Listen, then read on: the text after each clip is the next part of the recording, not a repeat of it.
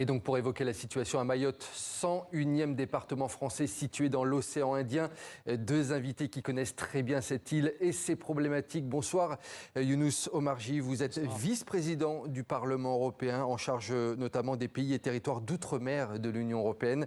Et bonsoir Baptiste Fillou, vous faites partie de l'ONG Oxfam France, vous y êtes chef de pôle campagne et plaidoyer solidarité. Je me tourne déjà vers vous Younous Omarji. On voit qu'il est très difficile pour l'instant d'avoir un bilan. On en a eu un du ministère de l'Intérieur aujourd'hui, 35 morts et près de 2400 blessés. Est-ce que vous, de votre côté, vous avez également ces chiffres ou il est vraiment impossible pour l'instant de donner un bilan Je crois qu'il est impossible d'avoir un bilan humain. Mais nous pressentons une tragédie absolue. Ce qui nous revient des personnes avec lesquelles nous avons pu nous entretenir, c'est qu'on ne voit plus âme humaine près des bidonvilles. Je connais bien les bidonvilles de Mayotte. Il y a toujours beaucoup de vie. Ce sont des populations très jeunes.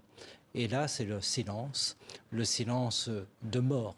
Et c'est pourquoi je pense qu'à cette heure, nous n'avons pas encore pris la mesure de l'ampleur de cette catastrophe qui risque très malheureusement d'être l'une des plus graves catastrophes naturelles en France depuis la montagne Pelée en 1902. Qui avait fait 20 000 morts, on le rappelle. Absolument. Ouais.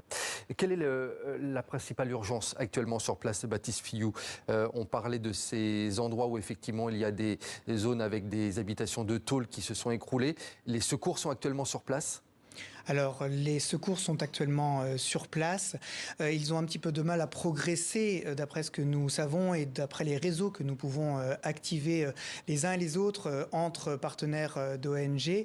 C'est très difficile. Pourquoi? Parce que les principales routes ont été dégagées, mais s'aventurer au sein des bangas et de ce réseau qu'on peut appeler bidonville parfois, eh bien, c'est très, très difficile.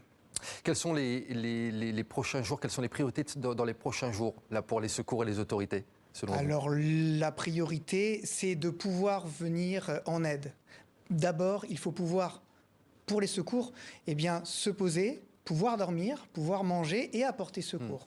C'est ça la première chose. Et évidemment, ces gens manquent de tout, de nourriture, d'eau, d'accès aussi à tout ce qui peut aider, c'est-à-dire les moyens de communication. Younous Omarji, vous disiez sur Twitter il y a quelques heures que vous mettiez en cause le non-envoi de secouristes rapidement sur place. Je ne mets pas en cause, je me pose des questions. Des questions sur le non-envoi de secouristes. Ce n'est pas le moment d'ouvrir des polémiques, comme je l'ai déjà dit, parce que nous sommes dans un moment aussi où l'unité nationale s'impose devant la tragédie. Mais tout de même, ce cyclone est intervenu dimanche. Nous sommes 6 jours après. Et je m'étonne qu'en réalité, il n'y ait pas eu encore de secours dépêchés là où on pense être le lieu des tragédies les plus graves, à savoir dans les bidonvilles. Et lorsqu'il y a un tremblement de terre dans un pays, y compris un pays pauvre, dans les heures qui suivent, vous avez des équipes de sauveteurs. Et je me pose une question, c'est qu'est-ce qui s'est passé pour ces gens entre le moment où le cyclone frappe et où beaucoup de personnes sont blessées ou englouties?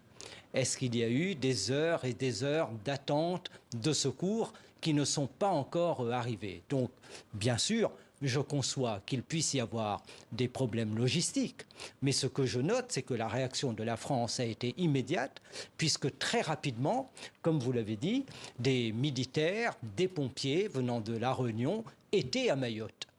Mais pourtant, comme dit le préfet, ils ne sont pas montés dans les bidonvilles. Donc tout cela pose beaucoup de questions et renvoie à la question que vous avez posée. Quel est le bilan? Quel est le bilan humain? Et est-ce qu'il y a encore dans ces quartiers des vies à sauver? C'est la première priorité. Et puis, la priorité, c'est aussi d'apporter l'aide alimentaire et d'apporter de l'eau aux Mahorais qui, en ce moment, ont faim et ont soif. Vous savez, j'étais à Strasbourg pour la plénière du Parlement européen. Je pense que ce scandale est aussi un révélateur de la réalité mahoraise aux yeux de toute l'Europe et aux yeux du monde entier, à savoir la réalité d'une île française qui est dans le sous-développement et qui est très pauvre. Je voulais justement vous faire réagir, Younous Omarjee, vous pouvez réagir également, à vous, Baptiste Fillou, à cette visite d'Emmanuel Macron, une visite, on peut le dire, très houleuse. Je voulais vous lire une phrase que le président de la République a prononcée sur place et qui commence à faire énormément réagir un peu partout. Voyez ce qu'il disait sur place. N'opposez pas les gens. Si vous opposez les gens, on est foutu parce que vous êtes content d'être en France. C'est ce qu'il disait à des gens sur place, à des habitants. Parce que si ce n'était pas la France, vous seriez 10 000 fois plus dans la merde. Younous Omarjee, voilà pour le verbatim de ce qu'a dit Emmanuel Macron. Comment est-ce qu'on réagit à ce genre de propos? J'imagine que ça a dû vous faire hérisser quelques poils. D'abord, on est effondré lorsqu'on lit cela. Et je crois qu'un président de la République, lorsqu'il prend la décision, dans ces moments tragiques, de se rendre à Mayotte, il doit d'abord être à l'écoute des demandes des Mahorais, et puis aussi à l'écoute des souffrances des Mahorais dans ce moment. Vous savez, il y a la valeur de l'écoute qui est beaucoup plus grande que celle de la parole, surtout quand elle n'est pas maîtrisée. Et cette parole non maîtrisée traduit du côté d'Emmanuel Macron un inconscient comme quoi les Mahorais devraient se satisfaire d'être français et en définitive, en toutes circonstances, dire merci la France pour le peu que vous consentez à bien nous donner parce que, en réalité, vous êtes des Français de seconde zone. C'est cela que cette déclaration dit en réalité. Baptiste Fillou, vous de votre côté, à Oxfam, vous dénoncez le délaissement structurel du département depuis plus de 20 ans par les pouvoirs publics. Eh bien, c'est exactement à cela que, pour moi, fait référence cette phrase d'Emmanuel Macron. C'est pour ça que je rebondis. Mais oui, parce que la première partie, n'opposez pas les gens, effectivement, Monsieur le Président, n'opposez pas les gens, n'opposons pas les gens. Ça, c'est tout à fait valable.